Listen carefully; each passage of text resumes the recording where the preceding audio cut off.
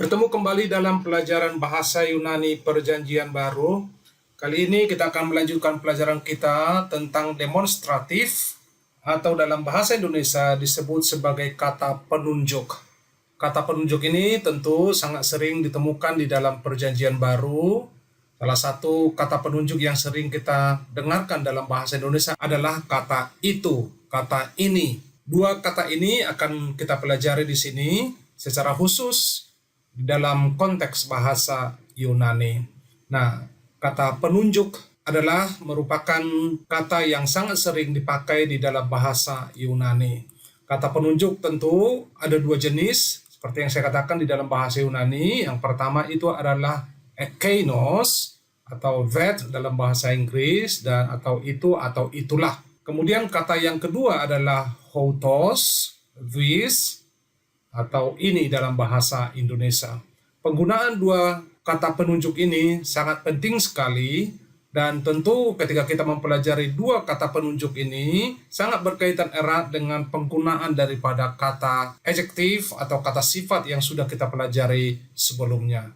Jikalau Anda ingin mempersiapkan pelajaran ini, maka Anda perlu menguasai kata sifat yang sudah kita pelajari sebelumnya. Nah, perhatikan baik-baik di sini. Ini adalah kata this atau houtos atau ini atau inilah dalam bahasa Indonesia. Nah, kita juga sudah mempelajari sebelumnya yang namanya itu adalah pronoun, kata ganti diri. Di situ juga kita sudah menemukan kata autos. Nah, perhatikan di sini ada kemiripan. Autos itu artinya he atau dia laki-laki, tapi houtos adalah this atau ini atau inilah. Melihat persamaan seperti ini, kita harus lebih hati-hati karena kita nanti bisa salah mengartikan akan kata-kata yang akan kita pelajari atau kita terjemahkan. Jadi sangat penting untuk memahami perbedaan kedua kata ini. Baik, kita akan lanjutkan kata penunjuk. Kata penunjuk yang pertama yang akan kita pelajari adalah kata penunjuk kainos. Kainos artinya that atau itu atau itulah. Nah, kata ini sangat penting karena bisa juga berubah. Perubahannya itu tentu bisa dia berubah menjadi maskulin, bisa juga berubah menjadi feminin, bisa juga berubah menjadi neutral. Jadi kata ekeinos sangat mirip dengan kata sifat. Masih ingat kata sifat? Kata sifat seumpamanya kata agathos, dia bisa berubah menjadi feminin, agate, dan bisa berubah menjadi neuter, menjadi agathol. Jadi perubahan ini bisa terjadi juga untuk kata penunjuk, yaitu kata ekeinos dan juga kata houtos nantinya. Nah, ingat untuk hal ini karena dia akan berpengaruh sekali dengan kata benda yang diikutinya. Masih ingatkan akan kata sifat, kata agathos? Kata agathos itu bisa berubah menjadi maskulin, bisa berubah menjadi feminin, bisa berubah menjadi neuter, tergantung daripada kata benda yang diikutinya. Kalau saya mengatakan the good prophet, nabi yang baik, maka bergantung pada prophet itu sebagai noun maskulin kah, sebagai feminin kah, atau sebagai neuter kah. Maka juga agathos akan berubah atau kata sifat itu akan berubah mengikuti kata bendanya. Ini juga sama halnya dengan kata penunjuk ekeinos. Nah, kata penunjuk ekeinos dalam maskulin kita akan lihat seperti apa bentuknya, seperti apa perubahannya, atau seperti apa endingnya. Mari kita lihat bersama-sama. Karena kata penunjuk ini, ekeinos juga berfungsi seperti kata sifat, maka dia juga memiliki yang namanya itu declension-nya itu adalah posisinya, kasusnya itu memiliki nominatif, memiliki akusatif, memiliki genitif, dan juga memiliki datif. Ada bentuk singularnya atau tunggalnya, ada bentuk pluralnya. Maka kita akan melihat kedua hal ini di sini. Nah, kita melihat ekein itu adalah kata dasarnya, ekein rootnya di sini adalah kata dasarnya, dengan os itu adalah endingnya, kemudian ekein sebagai kata dasarnya kembali, dan on ending daripada akusatifnya. Kemudian ekein genitif endingnya di sini o. Kemudian datif juga ekein, maka endingnya adalah omega, iota subscript. Ingat ini dalam bentuk tunggal. Dalam bentuk jamak juga sama, endingnya oi, akusatifnya endingnya ous, genitifnya endingnya on, kemudian datif endingnya ois. Dengan memperhatikan bentuk seperti ini, mungkin Anda akan mengingat-ingat kembali apa pelajaran yang sebelumnya kita pelajari hampir mirip dengan ini. Kata sifat tentunya bukan, ketika Anda mempelajari agathos. Oke, ketika kita sudah ubah, satukan dia, maka inilah yang akan terjadi. Kata ekeinos, ketika dia menjadi nominatif, maka dia akan menjadi ekeinos. Ketika dia menjadi egosatif, akan menjadi ekeinon. Ketika genitif, dia akan menjadi ekeinu. Ketika datif, dia akan menjadi ekeino.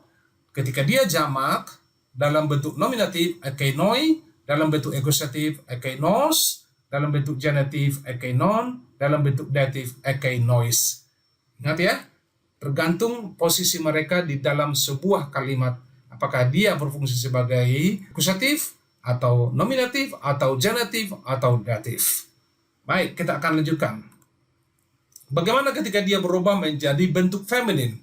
Ingat kembali, berarti dia bisa berubah menjadi feminin. Dia ada nominatifnya, ada akusatifnya, ada genitifnya, ada datifnya, ada singularnya, ada juga plural atau jamaknya. Kita lihat bersama-sama, apakah endingnya? Lihat, ekein, root katanya tetap sama, kata dasarnya tetap sama, endingnya yang berbeda. Oke, lihat akusatifnya endingnya n, genitifnya endingnya s, datifnya endingnya e, iota subscript, kemudian jamaknya ai, kemudian akusatifnya bentuk jamak as, bentuk genitifnya on, bentuk datifnya ais. Ingat, perhatikan dulu baik-baik ini.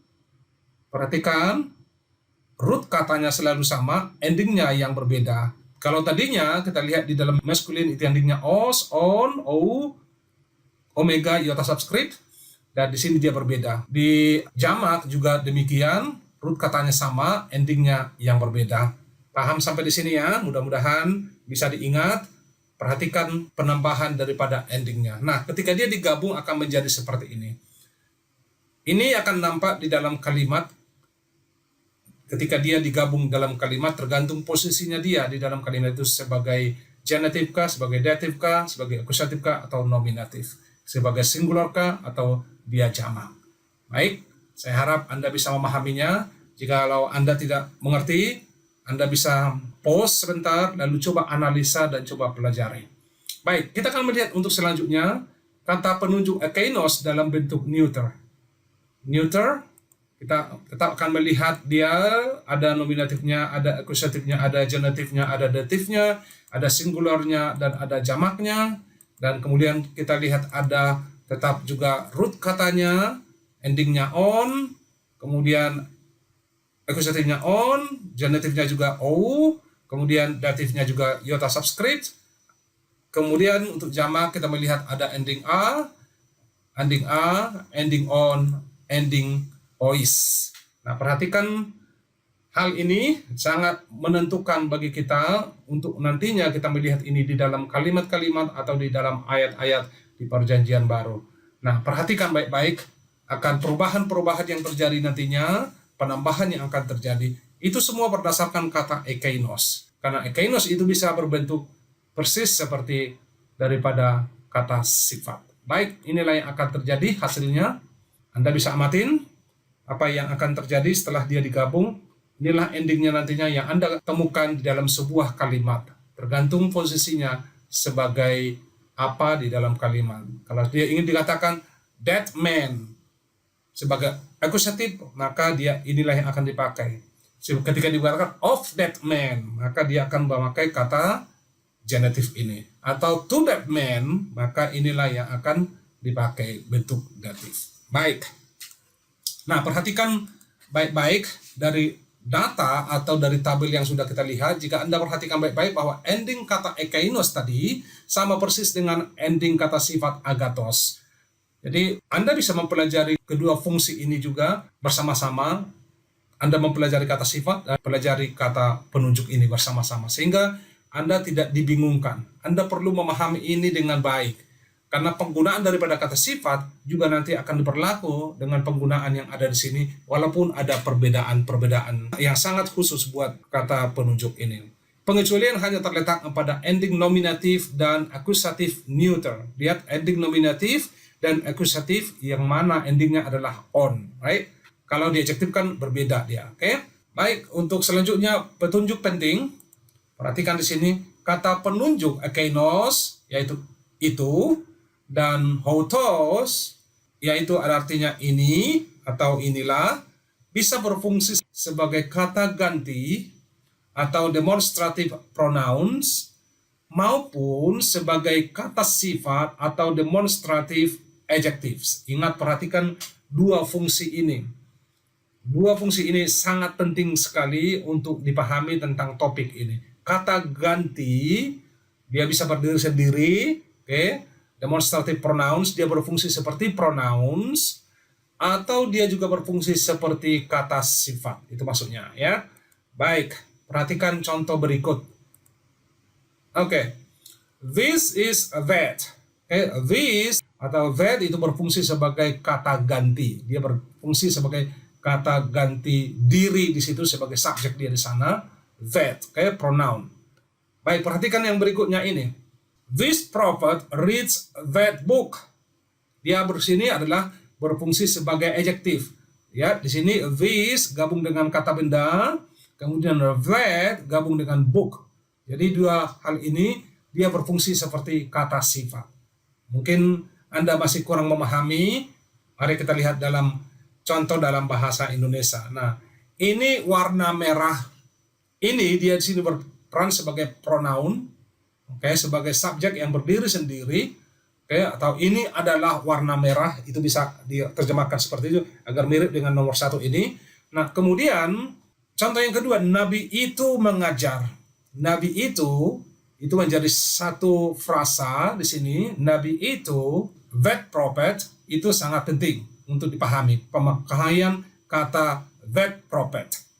Nah, ini penting kenapa? Di dalam bahasa Indonesia, seandainya kata itu di sini dibuang, tetap memiliki suatu pengertian di sini. Tapi bukan demikian yang akan kita maksudkan. Tapi ini akan dilihat menjadi satu frasa bersama, Nabi itu. Dia berfungsi sebagai kata sifat di sana. Dan yang terakhir di sini kita lihat adalah murid itu belajar. Murid itu sama seperti Nabi itu tadi, memiliki berfungsi sebagai kata sifat. Tentu ada satu lagi, wanita ini percaya. Mudah-mudahan ini akan menolong kita untuk memiliki suatu pengertian yang lebih baik, di mana kata itu dan ini bisa berfungsi sebagai kata ganti dan juga berfungsi sebagai kata sifat. Baik, mudah-mudahan bisa paham untuk hal ini. Nah, ketika kata ekeinos kita satukan, dibuat menjadi satu tabel, inilah yang akan terjadi. Nah, saya tentu membuat demikian agar Anda bisa memahami perbedaan-perbedaan endingnya dan mempermudah Anda untuk bisa menghafalnya, untuk bisa memahaminya dengan baik. Mudah-mudahan Anda tertolong. Baik, ingat petunjuk penting ini. Ini sangat penting buat kita, untuk kita ingat. Kata penunjuk akeinos atau houtos ini bisa berfungsi sebagai kata ganti demonstrative pronoun. Saya sudah katakan sebelumnya, namun saya berikan di sini agar Anda bisa benar-benar mengingatnya. Kemudian adalah bisa berfungsi sebagai kata sifat.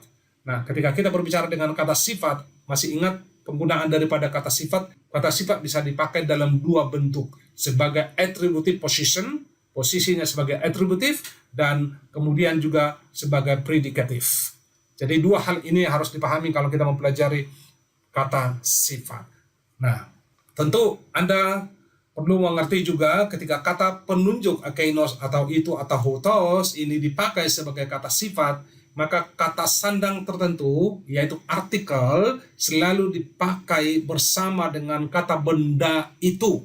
Harus selalu ada di artikelnya atau kata sandang tertentu pada kata benda yang diikutinya. So, kalau kita katakan tadi adalah perempuan itu. Nah, itu adalah kata penunjuk. Tapi perempuan di sana, dia harus mengikuti artikel. Atau kita katakan nabi itu. Itu di situ adalah kata penunjuk, tapi nabi itu harus memiliki artikelnya. Jadi, Ini yang tidak bisa ditemukan di dalam bahasa Indonesia. Yang tidak bisa kita lihat penggunaannya karena bahasa Indonesia tidak memiliki artikel atau kata sandang tertentu. Jadi ada sedikit kesulitan untuk mengekspresikannya. Namun demikian dengan mengikutkan bahasa Inggris, dengan Anda mengerti sedikit bahasa Inggris akan mempermudah Anda mengertinya dan memahaminya nantinya sehingga mudah untuk mengerti bahasa Yunani. Oke, sekali lagi saya katakan kata sandang tertentu harus selalu bersama kata bendanya dan ekeinos atau houtos diletakkan di posisi predikatif. Sekarang Anda perlu mengingat kembali penggunaan daripada kata sifat yang sebelumnya. Kalau atributif itu seperti apa sih? Masih ingat the good prophet? The good prophet. Dalam konteks bahasa Inggris mudah untuk diingat. The good prophet. Ketiga kata bukan? Ikutin aja posisinya persis seperti itu dalam bahasa Yunani. Ho adalah artikelnya karena dia adalah maskulin. Kemudian good adalah agathos. Kemudian prophet adalah prophetess. So ho agathos prophetess. Mudah bukan? Tapi ada dua cara kan penulisannya untuk atributif. Maka kita ubah aja. Ho prophetess, ho agathos. Itulah posisi daripada atributif. Bagaimana dengan posisi daripada predikatif? Posisi predikatif, kalau diterjemahkan dia, bisa kita tambahkan dengan kata adalah di dalamnya. Contohnya kita katakan, Nabi itu baik. Itu kan dalam bahasa Indonesia. Atau Nabi itu adalah baik. Itulah posisi penulisan yang perlu kita ketahui berhubungan dengan predikatif. Maka kita tulis, ho prophetess estin, kalau kita mau masukkan kata estin. Tetapi kalau kita tidak mau memakai kata estin, maka kita hilangkan estinnya. Maka kita tambahkan langsung dengan kata sifatnya. Oke, agathosnya. Maka kita tulis ho prophetess agathos. Kalau kita ubah posisinya agathos ho prophetess. Nah, itu adalah yang akan perlu dipahami. Nah, ketika Anda mengerti posisi daripada predikatif untuk kata sifat, maka Anda akan memahami dengan mudah penggunaan daripada kata penunjuk ini, karena yang akan diadopsi, akan diikuti adalah penggunaannya dalam posisi predikatif. Saya harap Anda bisa memahaminya di sini. Oke, kita lanjutkan. Harus diingat, karena kata penunjuk bisa berfungsi sebagai kata sifat, maka kata penunjuk atau kata petunjuk bisa berperan dalam kalimat seperti kata sifat khususnya dalam bentuk predikatif. Nah, ini contoh-contoh yang sudah pernah kita lakukan sebenarnya. Penggunaan daripada kata sifat atributif ini sudah kita lihat bukan? Kita katakan the good prophet ini, the good prophet dia posisinya sama kan? Ho dengan D, agathos dengan good, prophetess adalah prophet. Jadi sebenarnya satu persatu bisa diikuti. The good prophet dalam bahasa Inggris langsung kita tahu itu adalah atributif. Ho di sini adalah the, agathos adalah good, prophetess adalah prophet. Tapi cara berikutnya semuanya ada keseluruhan kata yang ada di sini. Untuk buat cara yang kedua, keseluruhan kata yang ada di sini adalah ada artikelnya. Lihat, ho prophetess, ho agathos, ubah aja gitu. Oke, ubah aja semuanya. Posisinya diubah, lalu pengikutan artikelnya dua-duanya kata itu memiliki artikel. Baik, ini juga contoh yang lain yang sudah kita lihat sebelumnya untuk atributif. Hoi agathoi anthropoi. Hoi anthropoi ho agathoi. Atributif. Kemudian he kaine zoe, he zoe, he kaine, the new life. Oke. Nah, ini adalah contoh yang sudah kita lihat sebelumnya. Tetapi saya membawa ini kembali untuk mengingatkan Anda bagaimana penggunaan daripada kata sifat. The blind sheep. Oke, domba buta itu to tuflon, probaton, to tuflon. Kemudian the new heart. He kaine kardia, he kardia, he kaine. Kemudian the wise slaves. Hoi sopoi, douloi, hoi douloi, hoi sopoi. Jadi ini adalah penting untuk kita segarkan. Nah, sekarang kita akan lihat dalam bentuk predikatifnya. Nah, masih ingat semua contoh-contoh ini bukan? Ini adalah bentuk daripada kata sifat predikatif. Oke? Nah, ho anthropos agathos. Ingat, kalau dia predikatif tidak ada artikel untuk kata sifatnya. Oke, ini agathos adalah kata sifat, tidak ada artikel. Kemudian ketika dia diubah posisinya pun, agathos, ho, anthropos, tetap tidak ada artikelnya. Tidak ada kata sandang tertentu di sini. Maka artinya the man is God. Sama halnya dengan yang berikutnya di sini, hoi apostoloi agathoi, agathoi ho apostoloi, kemudian hoi philoi agathoi, agathoi hoi philoi. Sama artinya juga ada di sini. Jadi mudah-mudahan ini bisa menolong Anda mengingat kembali. Ingat, ini posisi daripada predikatif. Posisi predikatif. Oke, kita lanjutkan. Ini juga sudah kita lihat sebelumnya penggunaannya ini. Oke, ho angelos hagios, hagios ho angelos, to ploion kainon, kainon to ploion, kemudian ho doulos sophos, sophos ho doulos. Berikutnya adalah ho lepros potokos, potokos ho lepros, ho prophetes protos, protos ho prophetes, ta probata tufla, tupla ta probata. Ini adalah contoh-contoh yang sudah kita lihat sebelumnya. Nah, sekarang apa yang sudah Anda lihat di situ, yang sudah kita lihat barusan, kita aplikasikan ke sini. Penggunaan daripada ekainos dalam bentuk predikatifnya. Oke, kita lihat. Bagaimana ketika kita ingin menuliskan bentuk daripada that sheep atau domba itu. Ingat, that sheep. Ingat predikatifnya daripada akusatif ya. Ketika kita katakan the prophet is good. Kemudian kita katakan apa? Ho prophetes, kemudian agathos. Oke. Di dalam agathosnya tidak ada artikel, tidak ada yang namanya kata sandang tertentu. Nah, ikutin format ini ke sini, pindahkan ini ke sini. Oke. Apa daripada artikel daripada sheep? Sheep itu apa? Domba itu apa? Probaton, right? Kalau ini adalah singular, maka apa artikelnya? To. To probaton. Oke. Sekarang kita ikutin itu. Nah, ikutin, masukkan ekeino. Oke, kita ikutin begini. Ekeino to probaton. Bagaimana penulisan yang keduanya? Oke, kita lihat di sini. Penulisan yang kedua adalah pindahkan ke depan. To probaton ekeino. Oke, mudah bukan? Posisi ini sangat mudah. Artinya adalah that sheep atau domba itu. Bagaimana dengan that man, manusia itu? Apa itu man? Anthropos. Apakah dia maskulin? Dia maskulin. Apa artikelnya? Jadi ho, right? Oke, kita ikutin. That itu apa? Ekeinos, ekeinos ho anthropos. Oke, pindahkan ke depannya lagi untuk posisi yang kedua. Pindahkan ke depan nounnya. Oke, ho anthropos ekeinos. Mudah bukan? Ini adalah penulisan yang sangat-sangat sederhana sekali. Tentu ada kalimat-kalimat, ada penulisan yang lebih kompleks lagi. Nanti akan kita lihat itu, tapi pahami dulu untuk pengertian yang sangat sederhana ini. Oke. Kita ingin terjemahkan juga yang ini. That disciple. Apa itu disciple? Masih ingat? Matetes, right? Oke, kita tulis begini. Ekeinos ho matetes. Pindahkan ho matetes ke depan menjadi ho matetes ekeinos. Semua maskulin, kan? Ini maskulin, maka dia ekeinos. Bagaimana dengan those servants?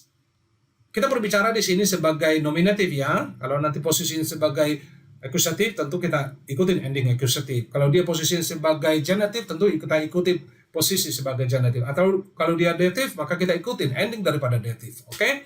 Nah, sekarang dia di sini bentuk plural. Apa itu servants? Hamba, doulos, bukan? Kalau dia menjadi plural atau jamak, maka menjadi douloi. Apa artikelnya? Hoi, karena dia adalah maskulin. Maka kita tulis apa di sini? Plural daripada ekeinos, ekeinoi, right? So kita tulis ekeinoi hoi douloi. Kita mau ubah untuk berikutnya, pindahkan ini ke depan. Oke. Hoi douloi ekeino. Kenapa kita harus buat dua cara ini? Karena ketika kita nanti mempelajari Alkitab, kita akan melihat posisinya itu tidak selalu persis seperti yang pertama ini. Terkadang dia masih ada seperti di sini ekeinoi, lalu ada kata lagi di sini atau ada frasa lagi di sini atau ada statement atau anak kalimat di sini, baru hoi douloinya somewhere di ujung. Jadi kita harus tahu melihatnya. Tidak selamanya posisinya berurutan seperti ini. Oke? Ingat selalu di dalam Alkitab tidak selalu berurutan seperti ini, tapi posisi inilah yang perlu kita ingat dan kita ketahui. Baik, selanjutnya Those cups. Apa itu cups? Masih ingat apa itu cups? Oke, kita terjemahkan langsung. Ekeina ta poteria. Oke, dari poterion, bukan? Kita ubah untuk berikutnya. Ta poteria ekeina. Baik, selanjutnya. Those teachers. Guru-guru itu. Apa itu teachers? Didaskalos, right? Didaskaloi. Maka kita tulis apa? Ekeinoi, hoi didaskaloi. Hoi didaskaloi, ekeinoi. Bagaimana dengan those writings, tulisan-tulisan itu? Apa itu tulisan? Graphe, right? Grafai. Oke, kita lanjutkan di sini. Ekeinai, hai grafai, ekeinai. Sangat mudah, bukan? Mudah-mudahan pelajaran ini akan menolong kita semakin giat untuk mempelajari bahasa Yunani. Saya yakin jikalau Anda benar-benar setia mempelajarinya, maka nantinya akan semakin meningkat, pemahaman Anda semakin meningkat. Tapi saran saya adalah biasakanlah mulai sekarang untuk membaca bahasa Yunani Anda. Biasakanlah membuka Alkitab bahasa Yunani Anda. Jikalau Anda tidak memilikinya, bisa Anda download dari aplikasi yang ada saat ini di internet begitu banyak. Anda coba pelajari, dan kalau saya ingin mengatakan, mulailah mempelajarinya mulai dari kitab Yohanes atau surat Yohanes. Kenapa demikian? Karena itu adalah buku-buku yang sangat mudah untuk diterjemahkan, sangat mudah untuk dipahami. Pengulangan kata-kata yang begitu sering sekali. Jika Anda sudah mengetahuinya di ayat yang pertama atau yang kedua, nanti juga kata yang sama akan muncul di ayat-ayat berikutnya. Mudah, bukan? Kemudian juga penulisannya juga sangat sederhana, tidak begitu kompleks, bukan seperti tulisan daripada Petrus, atau bukan seperti tulisan daripada Yohanes di dalam kitab Wahyu. Sangat mudah untuk dipahami. Mudah-mudahan Anda termotivasi untuk belajar. Nah, tentu jika Anda ingin lebih memahami lebih baik lagi, Anda terus lanjutkan pelajaran ini.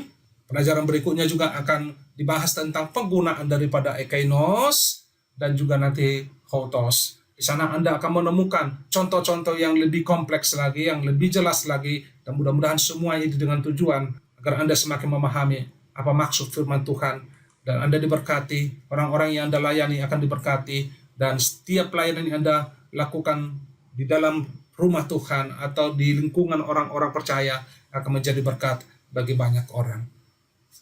Mudah-mudahan pelajaran ini sekali lagi bermanfaat buat Anda. Terima kasih, dan kita jumpa kembali untuk pelajaran berikutnya.